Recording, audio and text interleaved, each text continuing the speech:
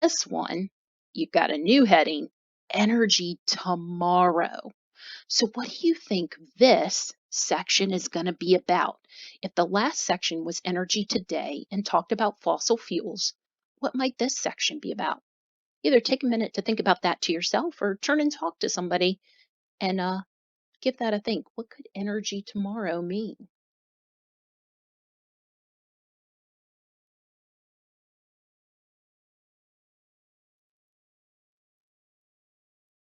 All right, if you need a little more time, feel free to pause me at any time so that you can chat with your turn and talk partner.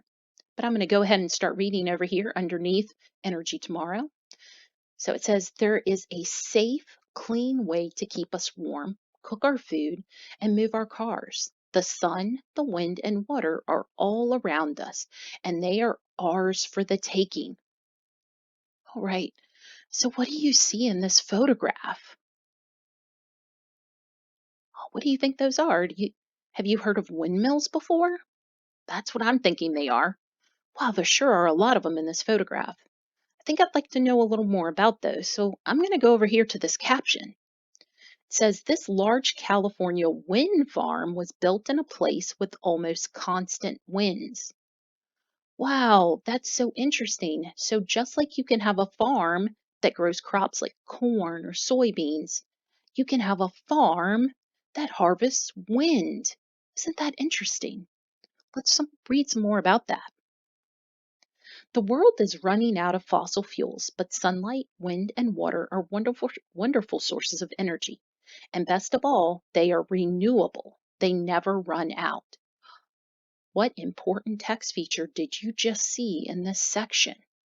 What important text feature do you see? I bet you were able to call it out quickly. Do you see that we have a bold word? Yep, that renewable. All right, now we saw that word on the last page, so we tried to figure it out for ourselves. Let's see if we were right about the definition. So let's use our context clues. What does it mean if something's renewable? What does this section of the text tell us renewable means?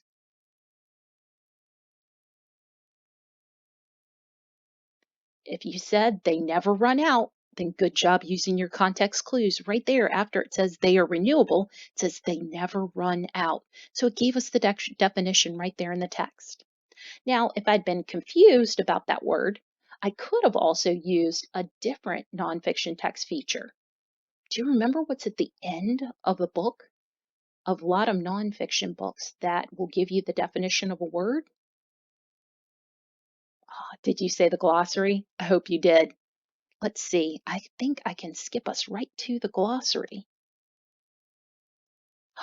There it is. Look at that. So we have a glossary at the end of this text, and we were looking at renewable. So let's see if we can find that word here in our glossary. So you can see they're in alphabetical order.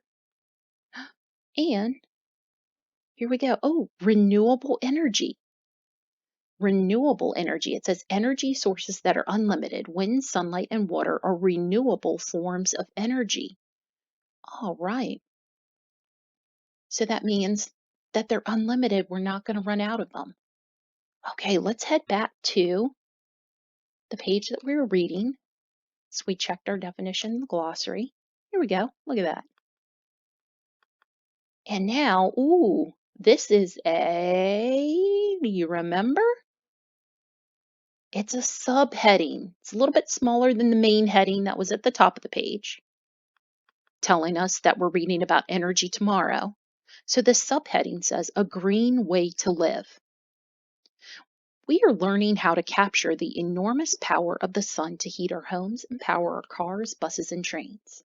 Towering wind turbines can use the breezes and turn them into electricity that will run our computers and TVs. Water power has been used for thousands of years, but now we are learning how to use it in a different way. These are the energy sources for future generations. When you're a grown up, perhaps your home will be wind, water, or sun powered. Oh, wow. So a green way to live. I see why they have that in quotation marks now, because a lot of times when we talk about things that are good for the earth, we talk about them being green. So if we had houses that were powered by wind, water, or sun, then that would definitely be a green way to live, wouldn't it? Have you ever seen a house with solar panels on it before? Yeah, maybe you have. I've seen them before too.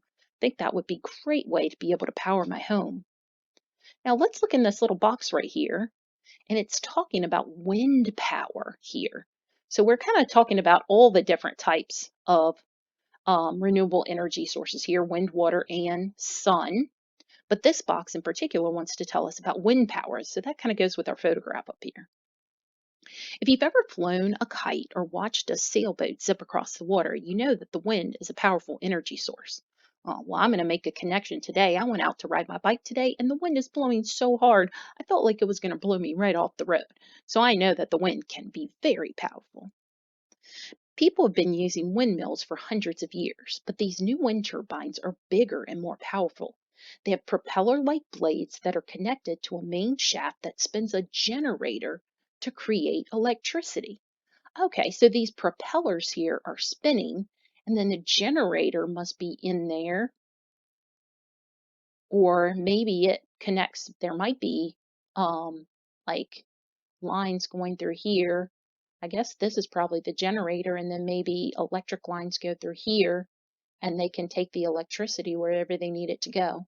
Because I don't see any like electric lines kind of running along the road or anything here.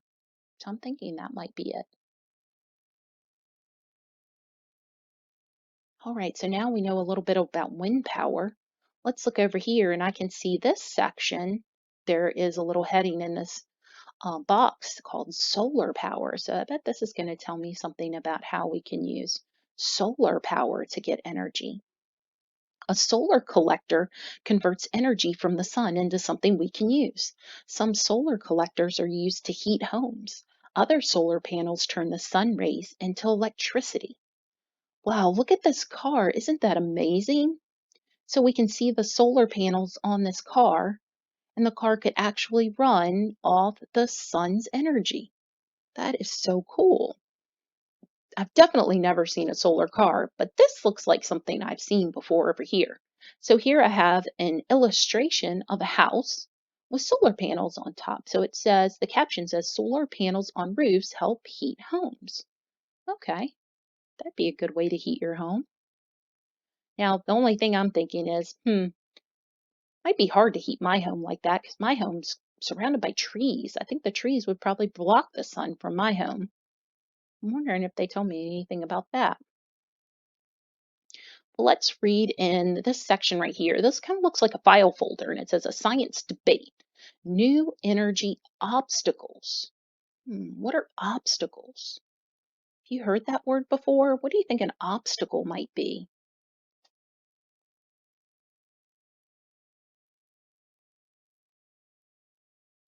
When you're thinking about that word obstacle, did you maybe think about an obstacle course?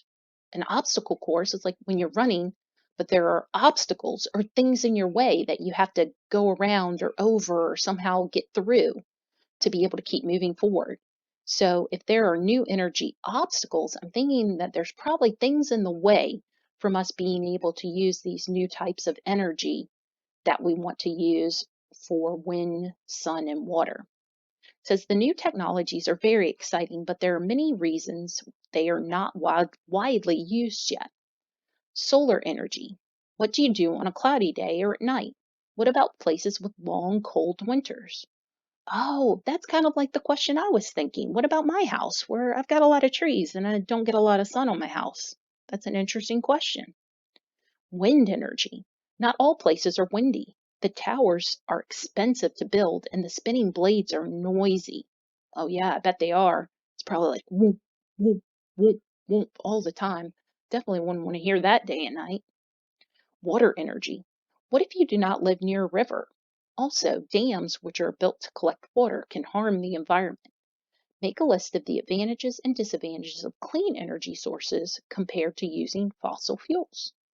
So if you want to pause and take some time to think about the advantages and disadvantages of fossil fuels and clean energy sources, you could do that with your partner right now. But I'm going to keep reading this next section that says Sunergy. Remember, the sun is a major source of energy for all our planet. If we could capture its energy, just one day of sunshine in the US could provide enough energy to meet all the energy needs of every person in America for an entire year. Wow, that's amazing. Scientists are hard at work trying to figure out how to do this. Great. I hope they can figure that out because that sounds amazing. Okay, so we read about wind power, we read about solar power. Now, this subheading here tells us we're going to read about water power. If you've ever watched a waterfall, you know that water is a powerful force. Hydroelectric power captures that force. Hydro comes from the ancient Greek word for water. Water is collected in a reservoir by a dam, then sent into a tunnel where it spins a turbine. A bit like an underwater windmill, the turbine spins a generator that makes electricity. Spillways keep the water levels from rising too high. Oh, man, I am glad that they put in a diagram here with some labels to help me understand this. So right here, I can see there's a reservoir. That looks like a big body of water. And I can see the water goes down this chute right here. And then it says there's turbines down here. So those turbines are the thing that the water is spinning. So it must be spinning down here.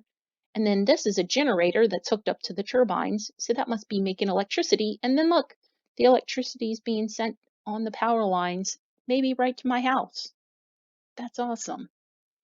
And look here, they've given me an actual photograph. Well, this is an illustration.